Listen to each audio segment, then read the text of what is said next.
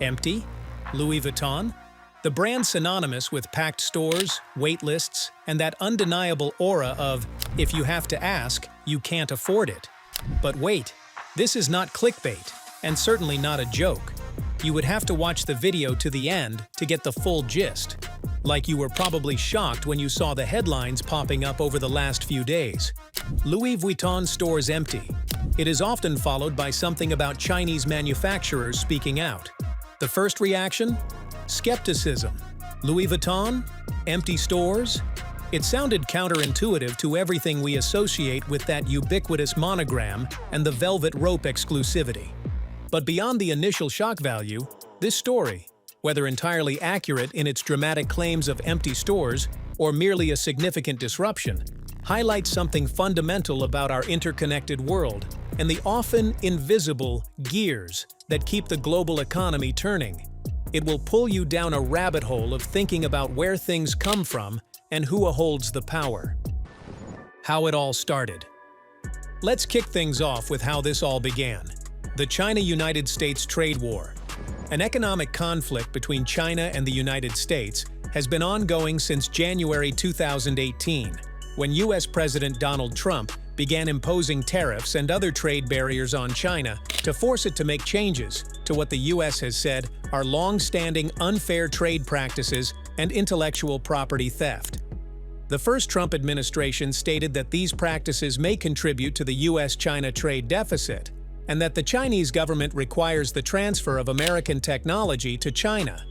In response to the trade measures, CCP General Secretary Xi Jinping's administration accused the Trump administration of engaging in nationalist protectionism and took retaliatory action.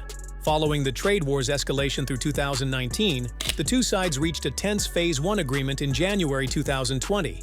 However, China failed to buy the $200 billion worth of additional imports specified as part of it. By the end of Trump's first presidency, the trade war was widely characterized by American media outlets as a failure for the United States. The Biden administration kept the tariffs in place and added additional levies on Chinese goods such as electric vehicles and solar panels. In 2024, the Trump presidential campaign proposed a 60% tariff on Chinese goods. 2025 marked a significant escalation of the conflict under the second Trump administration. A series of increasing tariffs led to the U.S. imposing a 145% tariff on Chinese goods, and China imposing a 125% tariff on American goods in response. These measures are forecast to cause a 0.2% loss of global merchandise trade.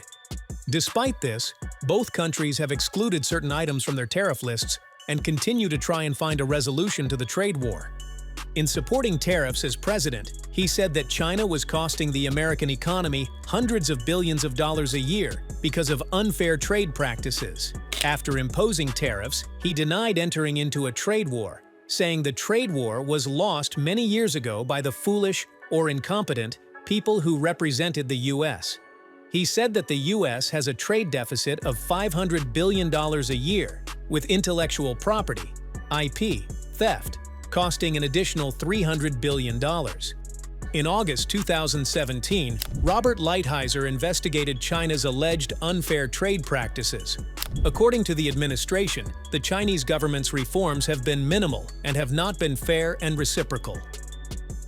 After years of U.S.-China dialogues that produced minimal results and commitments that China did not honor, the United States is taking action to confront China over its state-led, market-distorting forced technology transfers, intellectual property practices, and cyber intrusions of U.S. commercial networks. The history of Louis Vuitton. Famed for being one of the most recognized luxury brands in the world, Louis Vuitton is synonymous with high-end leather goods, legendary steamer trunks, iconic monogram handbags, sublime watches and jewelry, and cutting-edge fashion. Louis Vuitton was a French fashion designer and skilled craftsman, and he established his eponymous brand in Paris in 1854. Vuitton started his career making trunks for Napoleon III's wife, Empress Eugénie de Montijo, and it was at the age of 33 that he opened his own artisanal workshop at 4 Rue Neuve des Capucines. Thus came to fruition the beginnings of his much-lauded brand, Louis Vuitton.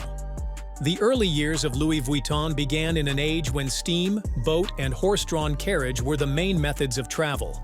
Vuitton's skilled craftsmanship in trunk making saw him create groundbreaking flat-topped stackable cases that were both waterproof and light as a feather. To this day, Louis Vuitton trunks, with their monogram logos and revolutionary unpickable spring buckle single lock systems, are highly sought after and collectible. When Louis Vuitton died in 1892, his son Georges took the helm, and 4 years later, the very first LV monogram, quatrefoil, and flower design canvas was launched. That signature monogram design is the one still seen on Louis Vuitton handbags, jewelry, and clothing, and it remains a symbol of luxury, travel, sophistication, and style. The carefully constructed illusion of effortless luxury. When we think of Louis Vuitton, we picture Paris, craftsmanship passed down through generations, and the finest materials. The brand invests massively in this image, one of heritage, artistry, and effortless luxury, seemingly untouched by the messy realities of manufacturing. And while 55 does have ateliers in France, Italy, and other European countries where final assembly and specialized crafting occur, hence the "made in" labels, the scale of their production, the variety of materials, leathers, hardware, textiles, and the complexity of their components mean they rely on a vast global supply network. High-quality zippers might come from one country, specific threads from another, unique metal hardware components from yet another, and often, large-scale production of specific parts or even initial assembly steps happens in places like China, known for its manufacturing capabilities and efficiency. The magic trick of luxury is making this complex global dance disappear. You buy the dream, the status, the story. You're not supposed to think about container ships, factory floors, or the thousands of hands that touch the product before it reached that pristine shelf. The silent yet critical supply chain. But those thousands of hands? They belong to real people, working in real factories, often represented by manufacturers who are themselves significant businesses. They are a critical node in the chain. They are the gears inside the luxury watch. The brand design might be the beautiful face, the marketing, the polished casing, but the supply chain is the intricate, necessary movement within. For years, the focus in the supply chain conversation was often one-sided, brands demanding faster, cheaper, more. The power seemed concentrated at the top. The brand dictated terms, and manufacturers competed fiercely for contracts. When the gears decide to speak, Chinese factories are taking to TikTok in droves, urging Americans to bypass retail markups and tariffs by buying directly from them, sparking a luxury brand nightmare as videos go viral touting cut-rate alternatives to products from brands like Louis Vuitton, Lululemon, and Birkin. In the wake of President Donald Trump's sweeping tariffs on Chinese imports, dozens of viral TikTok videos have surfaced, claiming to offer goods from the same factories that produce high-end fashion at a fraction of the price. These clips, often filmed inside industrial facilities, market themselves as a way for Americans to sidestep inflated luxury markups and US-China trade barriers. One such video, which has garnered nearly 10 million views, features a woman claiming to sell yoga pants made in the same factory as Lululemon's, offered for just $5 to $6, compared to the brand's typical $100 price tag. The material and the craftsmanship are basically the same because they come from the same production line, she says while standing in front of textile machines. Another clip shows a man on a factory floor claiming to source Louis Vuitton-style handbags directly from Chinese manufacturers, offering them to consumers for $50. There's also a TikTok video doing rounds showing Birkin bags, and how 1,400 Birkin bags can be bought for less than $100. The reports about Chinese manufacturers speaking out against Louis Vuitton are the most significant part of this story, regardless of the immediate impact on store stock. What could provoke such a public, or perhaps semi-public depending on the source of the reports, stance?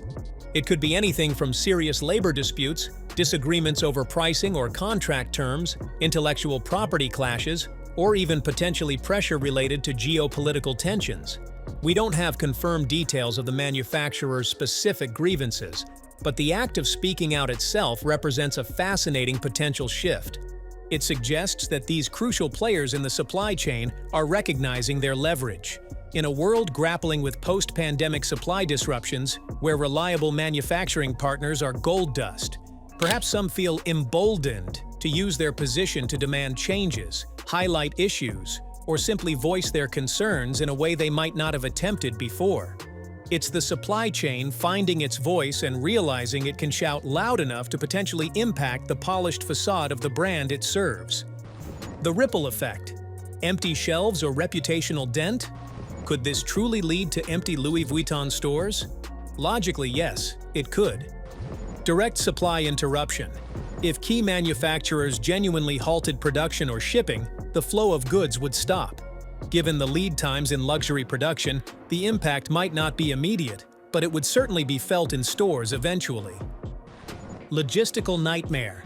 Even if production didn't stop entirely, any form of protest or speaking out could disrupt shipping, customs, or internal logistics, causing delays and stock imbalances. Reputational pressure and consumer perception. News travels fast. Reports of disputes, especially if they touch on ethics or labor, can damage a brand's image. For a brand selling a feeling and status as much as a product, reputational dents can impact demand. Lessons from the supply chain symphony.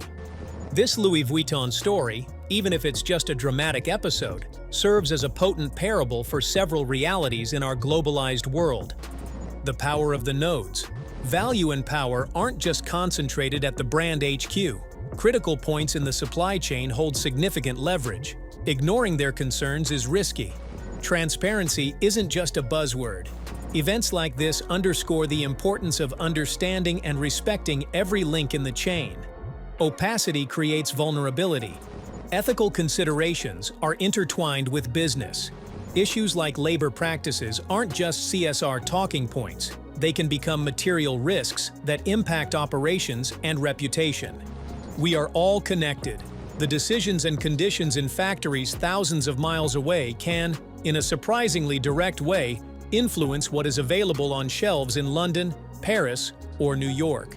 This incident is a stark reminder that behind every glossy campaign and coveted product lies a complex human and logistical network.